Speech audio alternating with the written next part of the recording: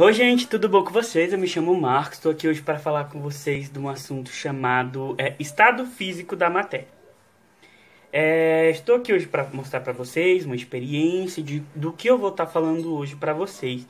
Primeiro eu vou pegar esse recipiente aqui, e esse outro recipiente, e esse recipiente aqui que está congelado. E vou mostrar o seguinte para vocês: quando eu pego o estado líquido, eu posso colocá-lo em qualquer recipiente. E assim posso denominar a forma dele de acordo com o recipiente onde eu colocar a matéria estando em estado líquido. Mas é importante ressaltar a vocês o quê? Que matéria, nós temos uma definição própria para o que é matéria. A matéria é tudo aquilo que tem uma massa e um volume e ocupa um lugar no espaço, não é verdade? Então, onde eu coloquei essa água? Em algum lugar, né? No espaço. Então, a água é sim uma matéria, tanto quanto o estado sólido, que no caso eu congelei a água aqui para vocês verem. Coloquei uma coisinha para ficar coloridinha para vocês enxergarem melhor.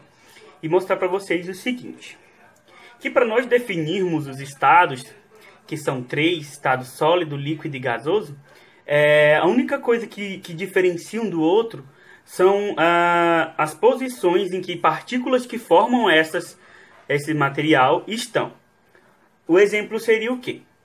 Aqui no estado sólido, as moléculas ou partículas, essas partículas e moléculas podem ser íons, átomos, partículas, moléculas e etc.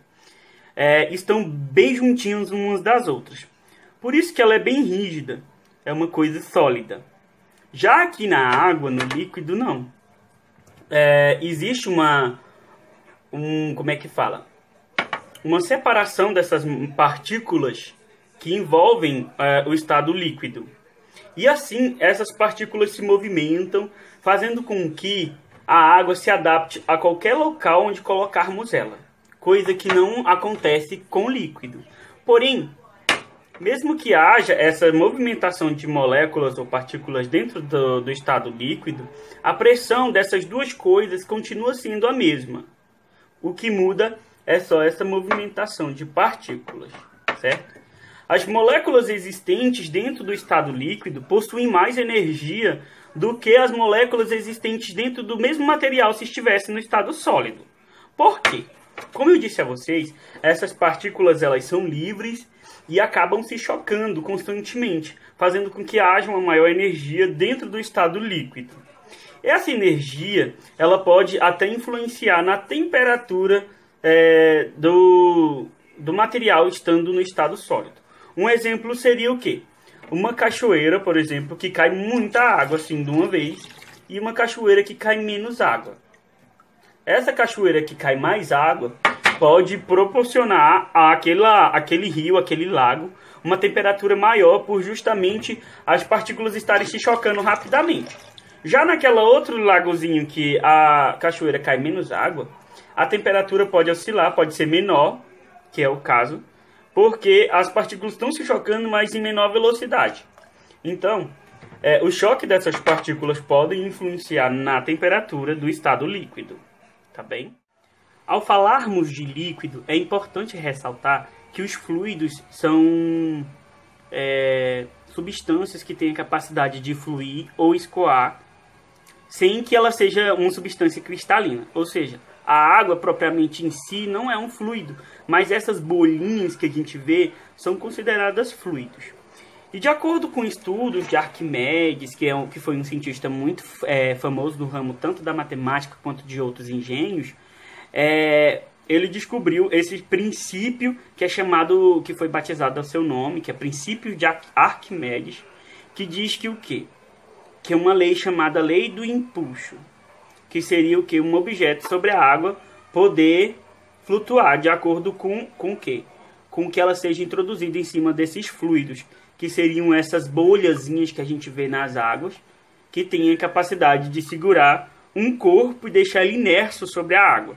Então, esse princípio é muito importante quando falarmos no estado da matéria, em questão de líquido e coisas do tipo, cai muito.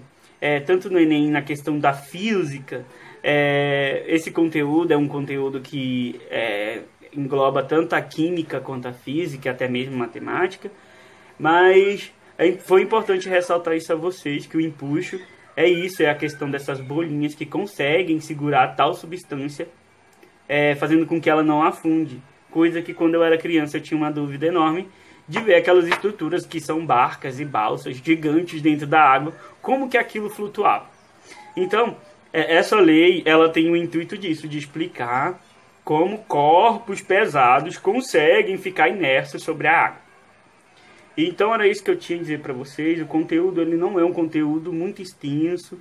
A questão é isso. Líquido, para reforçar mais uma vez, tem essas partículas ou moléculas ou átomos que são distantes, não tão distantes um do outro, mas propiciam se movimentar, fazendo com que seja uma solução aquosa e que a gente consiga fazer o quê? Colocá-los em qualquer ambiente e tornar assim a sua forma. Então, a água não tem uma forma se ela não estiver dentro de um recipiente, né? E o sólido, não. O sólido, como a minha amiga já diz, elas têm as partículas mais juntinhas, essas moléculas são bem juntinhas, fazendo com que haja essa rigidez que você possa tocar. E é o caso de já ter descongelado aqui um pouco, porque está muito quente. Mas o intuito, então, é esse, ajudar vocês. Eu espero que o vídeo tenha ajudado. Estamos aqui para mostrar para vocês introduções, que são coisas importantes a vocês, mas se vocês não acharem que está sendo suficientemente explícito a vocês, vocês podem estar pesquisando outros sites. Eu gosto muito do Enem Gratuito, que é de lá que eu tiro as aulas que eu estudo. Espero que vocês tenham gostado mesmo, tenham entendido. Vocês também podem estar assistindo aula de redações com a Débora Ladinha, que eu gosto muito. Que é o desenho, que é o canal do Descomplica. Tem vários mapas mentais desenhados que podem te ajudar a estudar. Redação, vocês podem estar lendo diariamente as redações nota 1000 e anotar informações. São múltiplas coisas que você que está estudando para conseguir entrar na universidade pública, ou até mesmo no curso dos sonhos, numa particular, que hoje aqui não tem preconceito em relação a isso. O que importa é vocês estarem aptos a realizar tanto o vestibular quanto o Exame Nacional do Ensino Médio. Eu desejo muita sorte a vocês, espero que vocês consigam. Eu também estou nessa luta ainda de estudar pelo curso que eu quero, que talvez demore uns 4 a 5 anos, enquanto eu termino a minha primeira graduação. Mas no mais é isso. Outra coisa que eu deixo como dica para vocês é vocês estarem atualizados constantemente com livros, revistas online, artigos. É muito importante vocês estarem por dentro das coisas constantemente. Eu sei que tem muita gente que fala que a realidade de tal pessoa é diferente da minha, porque tal pessoa só estuda. Mas tem pessoas que têm a oportunidade de só estudar e não estudam. Tem pessoas que têm a oportunidade de só estudar e estudam. Tem pessoas que conseguem passar para medicina, para direito, para engenharia, trabalhando, porque não tem condições de pagar, dos pais pagarem a faculdade.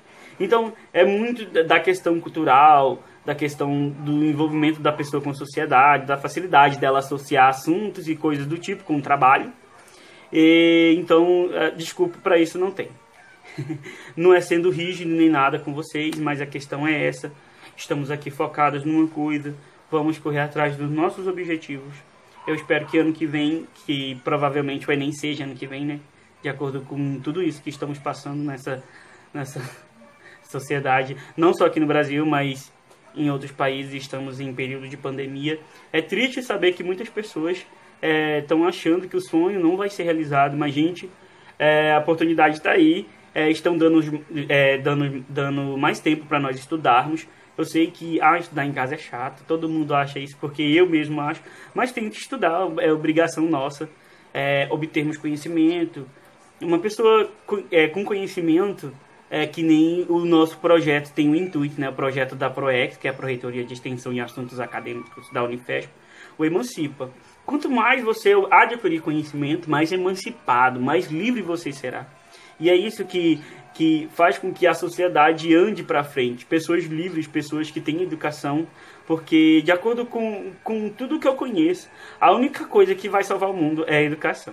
A educação é a solução para tudo, é a solução para todos nós.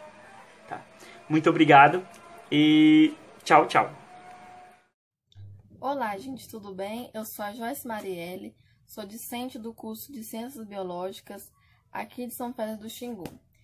Vou estar falando para vocês um pouco sobre o estado gasoso. Diferentemente dos estados líquido e sólido, no estado gasoso, a gente observa, a partir de um microscópio, né, é claro, que as moléculas estão bem afastadas uma das outras. Aqui nessa bexiga eu quis mostrar mais ou menos como que funciona. Você pode observar que as bolinhas azuis desenhadas estão bem afastadas uma das outras. E é assim que a gente encontra as moléculas no estado gasoso. Isso acontece por conta da força de repulsão. Existem dois fatores, né, que é o de coesão e o de repulsão. E o de repulsão acontece no estado gasoso, que faz com que as moléculas não consigam ficar próximas umas das outras. Então, por esse motivo, elas ficam afastadas. Por essa questão, a gente tem esse problema que as moléculas ficam afastadas umas das outras e o estado gasoso não consegue muitas das vezes ter densidade, nem volume e nem forma.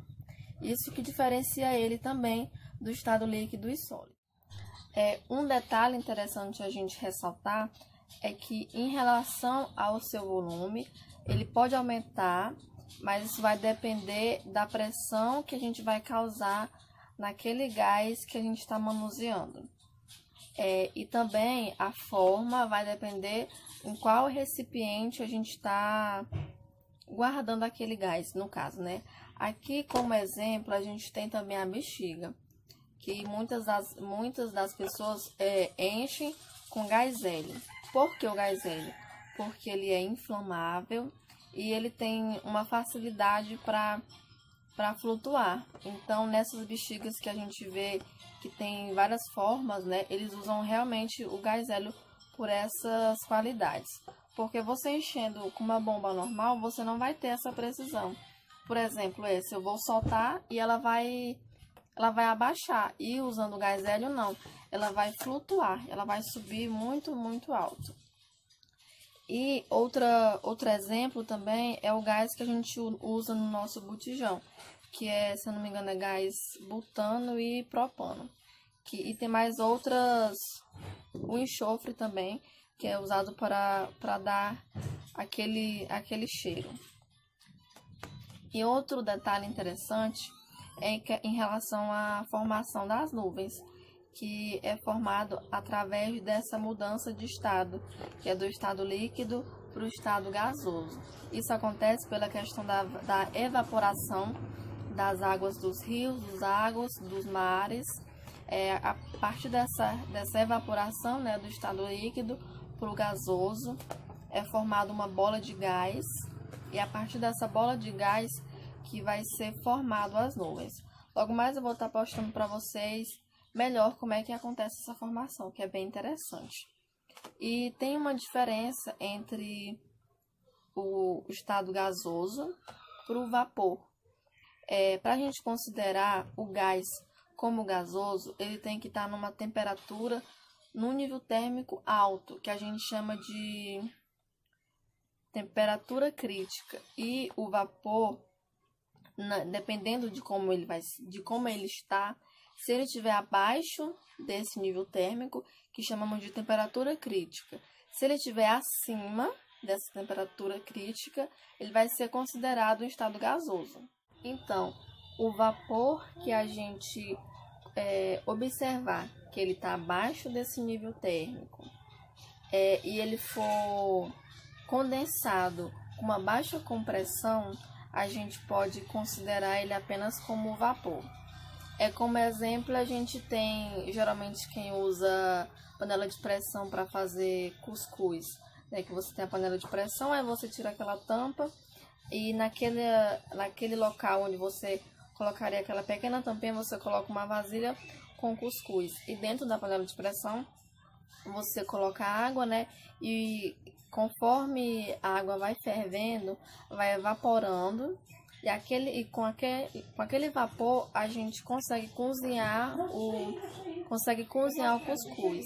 E a gente pode considerar esse processo apenas como uma transformação do líquido para o gasoso. Então, é só isso por hoje. Até a próxima. Tchau! Olá, pessoal. Meu nome é Railene Carvalho. Eu sou estudante de Biologia na Unifesp, IEX, e também sou colaboradora do Emancipa. Eu estou aqui no propósito de ajudar você, aluno ou que já terminou o ensino médio, a fazer o Enem 2020. Eu espero que o que venhamos falar nessas aulas possa ser útil para vocês e que no dia da prova vocês venham lembrar de um pouquinho de cada coisa no qual discutimos aqui. A aula de hoje será de Química, irei falar um pouco sobre estados da matéria. Eu irei falar exclusivamente do estado sólido da matéria.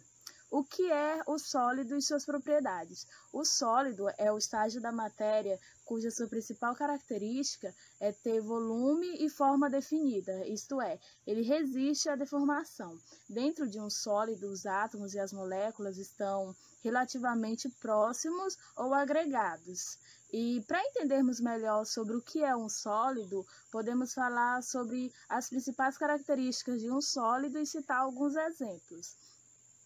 A gente pode começar por fragilidade. O sólido frágil, ele rompe-se com facilidade, sem antes sofrer deformação. Uma das suas características é se romper bruscamente. Um exemplo de sólido frágil é o grafite. Outra característica de sólido é a dureza. Um sólido duro apresenta resistência a ter sua superfície riscada e a dureza pode ser medida em mol. Um exemplo de sólido duro são pedras preciosas, como grafite, esmeralda, entre outras. Outra característica de sólido também é a resistência. Um sólido resistente, ele é capaz de suportar a forças intensas que são impostas sobre ele sem se romper. Um exemplo de sólido resistente é ferro e outros metais. Tem também o sólido elástico. O que é um sólido elástico? É aquele sólido que se deforma quando uma força é colocada sobre ele. Mas quando essa força que formou essa deformação é retirada, esse sólido volta ao seu estado original. Temos como exemplo a borracha. Quando coloca uma força sobre a borracha, ela tende a se expandir, mas quando essa força é retirada, a borracha volta ao seu estado original. Tem também o sólido flexível, que é aquele sólido que se dobra com facilidade. Um exemplo de sólido flexível é algodão, lã, tectéis e outras fibras. Se dobra com facilidade e não se rompe. Tem também o sólido dúctil, que é aquele sólido que se estende facilmente sem se romper, que é o caso do ouro. Agora podemos falar um pouco sobre a mudança do estado físico da matéria, as mudanças que envolvem o sólido. Sabemos que a matéria ela pode ser encontrada em 3 estados: sólido, líquido e gasoso. Vamos falar um pouco sobre as passagens de estado que envolvem o estado sólido da matéria. Tem a fusão, que no processo de fusão é onde uma substância que está no seu estado sólido passa direto para o estado líquido. Tem também a solidificação, que é o processo de passagem de uma substância do estado líquido para o estado sólido. E tem também a sublimação, que é a passagem de uma substância no seu estado sólido para o estado gasoso. E quando volta também do estado gasoso para o estado sólido, esse processo é chamado de sublimação. É importante destacar que nem sempre vai estar sublimação quando for do estado gasoso para o estado sólido. Às vezes pode ter em algum livro didático que esteja chamando de ressublimação, do estado gasoso para o estado sólido. Para entendermos melhor essa passagem do estado físico da matéria, podemos usar a água como exemplo. A água no seu estado sólido, ela não vai permanecer sempre no estado sólido, que seria no formato de gelo. Ela pode evaporar, como pode também voltar a ser líquido. Esse processo onde a água no seu estado sólido volta para o estado líquido é chamado de fusão. e isso acontece a 0 graus. E quando a água está no seu estado líquido, que passa para o estado sólido, esse processo é chamado de sublimação, solidificação, certo?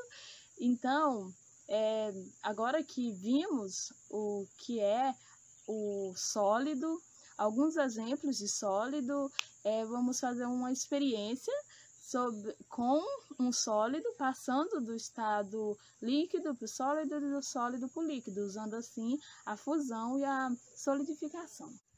Para melhor entendermos sobre a passagem de estado físico de uma substância, vamos fazer um experimento. A gente vai usar uma vela acesa e parafina e uma colher. Aqui temos a parafina dentro da colher, que é partes da vela que foi cortadinha e colocada dentro da colher. Vamos colocar sobre a vela e esperar alguns minutos. É possível perceber que a parafina já está derretendo dentro da colher.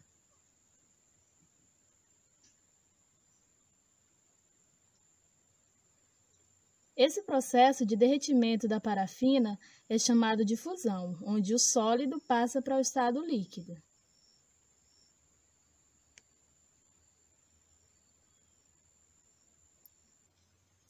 Aqui temos a parafina totalmente no estado líquido. Se deixarmos essa parafina em temperatura ambiente e esperarmos algum tempinho, ela vai virar sólida. Aqui temos a parafina que se solidificou dentro da colher. O nome do processo dado para essa passagem de líquido para sólido é chamado de solidificação. E por aqui terminamos o nosso experimento e eu espero que tenham gostado